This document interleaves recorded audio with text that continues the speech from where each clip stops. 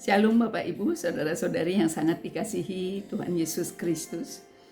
Puji Tuhan Yesus, hari ini saya akan membagikan lebih detail sedikit tentang bagaimana saya menerima anugerah untuk beriman kepada Tuhan Yesus. Bapak Ibu, saya lahir di Bali, di bagian utara daripada Pulau Bali, 59 tahun lalu. Haleluya. 59 tahun lebih yang lalu, dan orang tua saya pada waktu itu bertugas di sana. Beliau dua-duanya seorang pendidik, dan kemudian pada usia saya sekitar 5 tahun begitu Bapak Ibu, beliau pindah kembali ke asal beliau di daerah timur daripada Pulau Bali. Nah, di sanalah saya tumbuh besar, kemudian sampai SMP, saya sekolah di SMP Negeri 1 di daerah sana, kemudian saya pindah ke Denpasar, kemudian saya sekolah di SMA Negeri 1 Denpasar. Haleluya, barangkali ada Bapak Ibu yang juga alumni sana. Nah, Bapak Ibu, selanjutnya setelah saya menyelesaikan SMA di tahun 1984, dan pada waktu itu juga saya sungguh bersyukur dianugerahkan lulus di Fakultas Kedokteran Universitas Udayana tanpa testing Bapak Ibu, semua karena anugerah Tuhan. Dan cepat cerita, saya kemudian melalui hari-hari sebagai anak sekolah, mahasiswi, kemudian remaja, ya biasa Bapak Ibu ya, pasti mengalami berbagai dinamika sebagai anak muda maupun anak sekolahan atau mahasiswi. Nah, cepat cerita, kemudian di tahun 1989 saya menikah. Kemudian di tahun yang sama saya memiliki seorang putri, dan kemudian 3 tahun kemudian saya memiliki putra, jadi anak yang kedua. Dan ternyata Bapak Ibu, saya memang orang yang sebenarnya sejak remaja saya tidak pernah berniat untuk sebenarnya berumah tangga Bapak Ibu, karena terlalu kompleks saya lihat ya Bapak Ibu, terlalu tidak mudah bagi saya, bayangan saya sebagai orang yang hanya fokus kepada apa yang menjadi kerinduan orang tua ya Bapak Ibu, bahwa saya ingin saya sekolah dengan sebaik-baiknya, kemudian saya mau bekerja, setelah itu saya mau bantu Bapak Ibu menolong perekonomian, begitulah kira-kira keinginan saya sejak kecil. Sehingga saya lumayan agak tidak mengerti arti kehidupan. Ditambah lagi memang sejak kecil saya mengalami sesuatu, saya sering sakit-sakitan Bapak Ibu.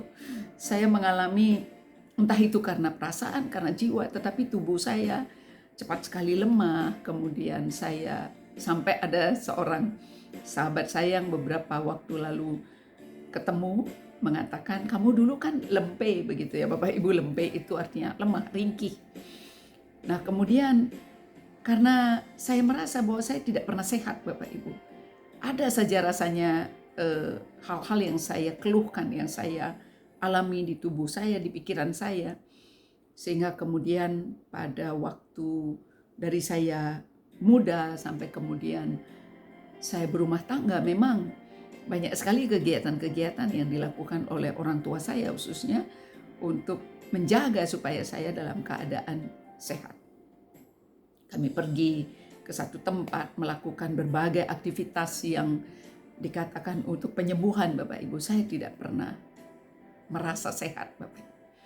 Sampai suatu hari setelah saya lulus kedokteran, ya kembali ke belakang, setelah saya lulus dokter, saya bekerja di tahun 90 di sebuah rumah sakit swasta. Kemudian saya tahun 92 mendapat dokter sebagai PTT Bapak Ibu, pegawai tidak tetap.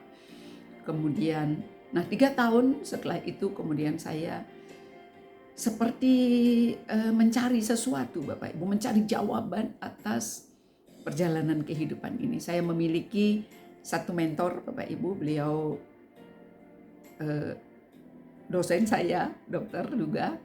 yang kalau saya sakit saya pasti ke sana Bapak Ibu, karena beliau juga khususnya untuk menolong saya dalam hal yang bersifat spiritual Bapak Ibu. Beliau membantu saya untuk berdoa bersama suami.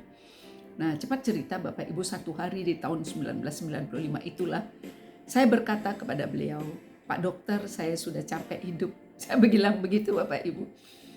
Dan pada waktu itu memang menjelang akhir saya menjalani PDT di puskesmas di kota saya Bapak Ibu.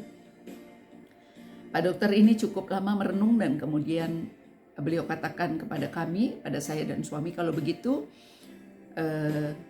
adik berpuasa, bersemadi 33 hari lamanya. Jadi jangan makan apapun, jangan minum apapun kecuali nasi putih, garam, dan air putih. Selama 33 hari jangan makan apa-apa.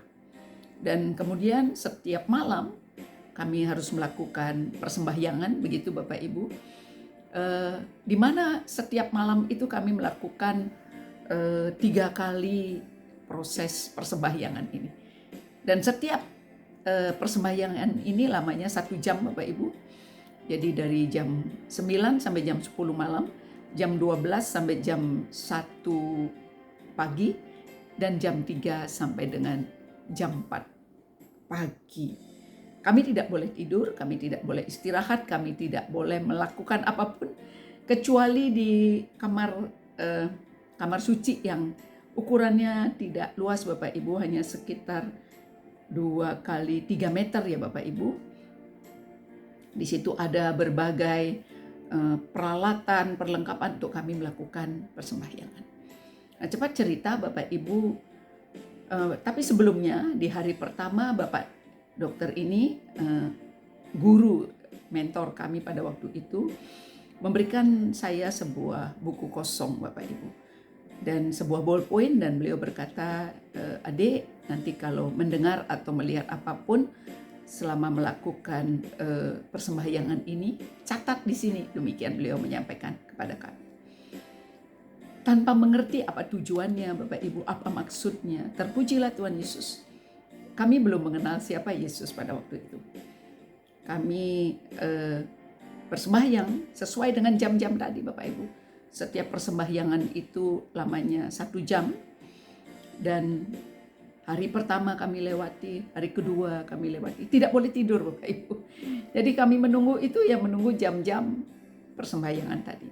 Sampai kemudian di minggu kedua Bapak Ibu, di jam 10 malam, posisi kami benar-benar lagi melakukan persembahyangan dengan berbagai sarana yang harus kami pakai, kami gunakan. Dalam mata terpejam, disitulah saya mendengar suara di dalam hati Bapak Ibu. Dan suara itu begitu teduh, begitu lembut, tapi sangat berwibawa Bapak Ibu. Perkataan yang saya dengar, yang ditaruh di hati saya adalah, jangan pernah mencari cinta sejati di muka bumi ini. Datang kepadaku dan kau akan mendapatkannya. Karena saya tahu itu bukan suara saya Bapak Ibu. Saya tidak pernah berpikir demikian, saya tidak punya ide.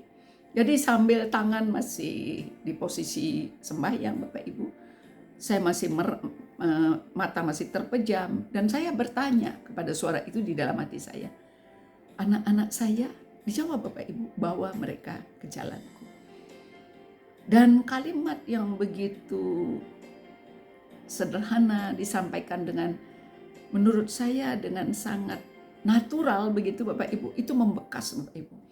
Jangan pernah mencari cinta sejati di muka bumi ini. Datang kepadaku dan kau akan mendapatkannya. Rupanya Bapak Ibu, Tuhan itu Tuhan yang melihat hati. Amin Bapak Ibu. Tuhan tahu selama ini saya seeking the true love. Haleluya. Dan dia beri jawaban bahwa jangan pernah mencari cinta sejati di muka bumi ini. Itulah pertama kali saya mendengar suara dari Tuhan, dan saya tidak tahu siapa yang bicara waktu itu. Yang jelas setelah saya mendengar suara itu, penyakit saya menurun Bapak Ibu. saya tidak lagi cepat gelisah, saya tidak lagi cepat panik. Beberapa keluhan-keluhan saya hilang, Bapak Ibu. Dan terpujilah Tuhan Yesus yang benar-benar ajaib. Saya waktu itu tidak tahu siapa yang bicara. Tapi kemudian selanjutnya saya akan sampaikan kepada Bapak Ibu pada episode berikutnya bagaimana saya berjumpa dengan pribadinya. Sampai ketemu lagi Bapak Ibu, Tuhan Yesus memberkati. Haleluya.